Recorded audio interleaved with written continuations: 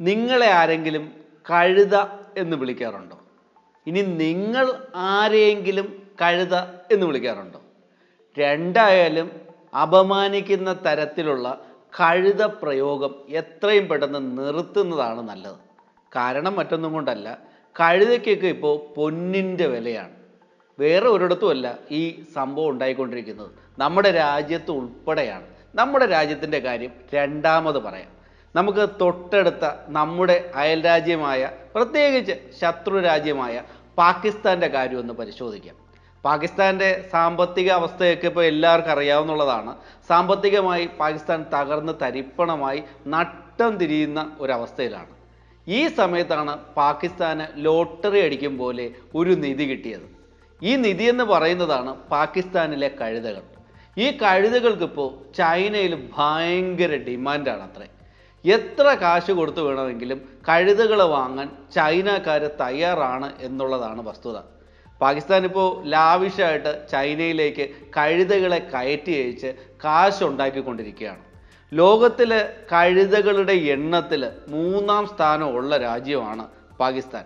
നിലവിലെ കണക്കനുസരിച്ച് പാകിസ്ഥാനിൽ 57 ലക്ഷം കഴുതകളുണ്ട് എന്നാണ് പറയുന്നത്. മാത്രമല്ല, അവിടുത്തെ പല മൃഗങ്ങളെ പരിപാലിക്കുന്ന കർഷകരും ആടിനെയും കോഴിയെയും പശുവിനെയും എരുമയൊക്കെ ഒഴിവാക്കിയിട്ട് കഴുതകളെ വളർത്താൻ തുടങ്ങിയിട്ടുണ്ട് എന്നും പറയുന്നുണ്ട്. ഈ ചൈനയിൽ ഈ കഴുതകൾക്ക് ഇത്രയും ഡിമാൻഡ് ഉണ്ടാകാനുള്ള കാരണമെന്ന് പറയുന്നത് ചൈനയിൽ ഉണ്ടാക്കുന്ന ഒരു ട്രഡീഷണൽ മരുന്നാണ്. ഈ മരുന്നിലെ പ്രധാനപ്പെട്ട ചേരുവ എന്ന് പറയുന്നത് കഴുതകളുടെ തൊലിയിൽ നിന്നെടുക്കുന്ന ഒരു വസ്തുവാണ്.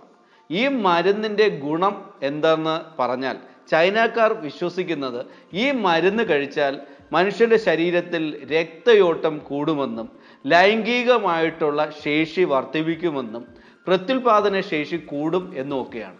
ഈ 3 കാരണങ്ങൾ കൊണ്ട് തന്നെ ഈ മരുന്നിന് ചൈനയിൽ വമ്പൻ ഡിമാൻഡാണ്. ഈ മരുന്നുണ്ടാക്കുന്നതിന് വേണ്ടി ചൈനക്കാർ ആ രാജ്യത്തെ കഴുതകളെ കൊന്നൊടുക്കി ഇപ്പോൾ ചൈനയിൽ കഴുതകൾക്ക് ക്ഷാമമാണ് എന്നുള്ളതാണ് അവസ്ഥ.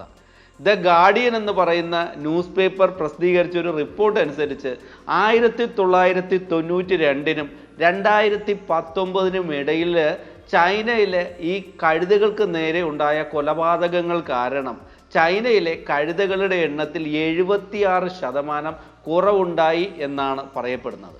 ഈ 2019 ചൈന പാകിസ്ഥാൻ ഒരു വലിയ തുക കടമായിട്ട് കൊടുത്തിരുന്നു. ഈ കടമായിട്ട് കൊടുക്കുമ്പോൾ ഉണ്ടാക്കിയ പ്രധാനപ്പെട്ട എഗ്രിമെൻ്റ് എന്ന് പറയുന്നത് ഈ പൈസ കൊടുക്കുന്നതിന് പകരമായിട്ട് പാകിസ്ഥാൻ ചൈനയ്ക്ക് കഴുതകളെ കൊടുക്കണം എന്നുള്ളതായിരുന്നു.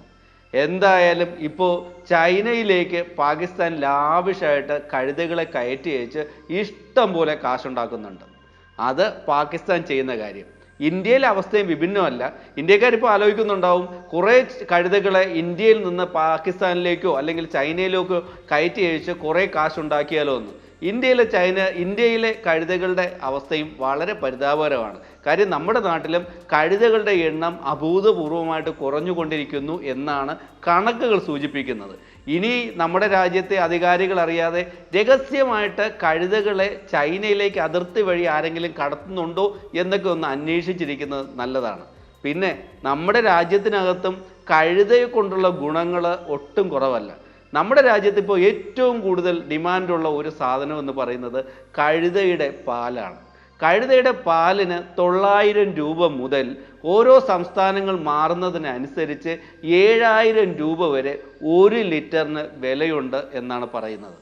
ചുരുക്കി പറഞ്ഞാൽ കഴുത ചത്താലും ജീവിച്ചാലും 10,000-ഓ ലക്ഷമോ കോടിയോ എന്നൊക്കെ പറയാവുന്ന ഒരു അവസ്ഥയിലേക്ക് എത്തിയിട്ടുണ്ട്. അതുകൊണ്ട് ആരും കഴുതകളെ തൊട്ട് കളിക്കരുത്.